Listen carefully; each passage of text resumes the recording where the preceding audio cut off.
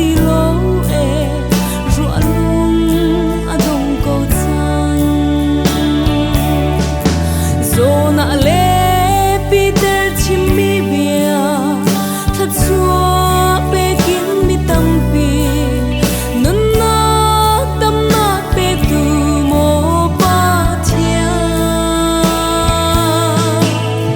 kan bia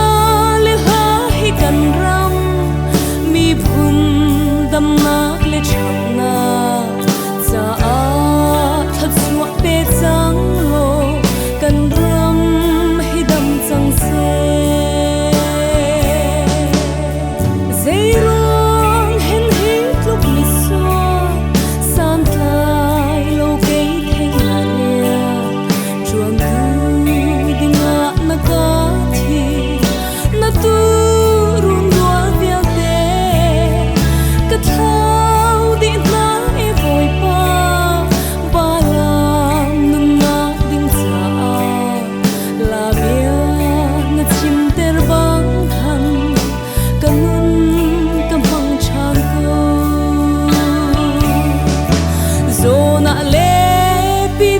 chimmi bia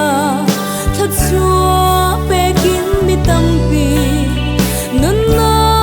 tâm na pe tu mo pa thia kan bia le ha hi kan ram mi phun dam na le chang na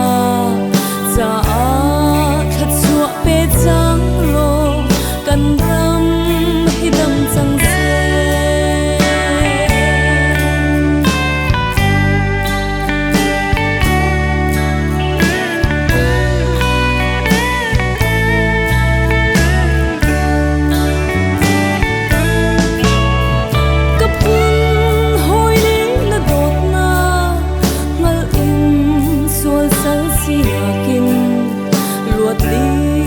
chẳng ha sẽ tí cả tu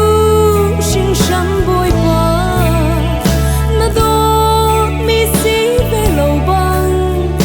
nít la ti lô nát suy ram tu pha bôi chút tan hoa ya ăn bao ruộng mang lại chu zo na le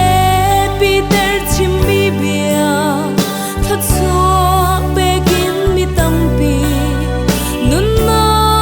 tâm na pe tu mo pa thia kan bia le ha hi kan ram mi phun dam na le chang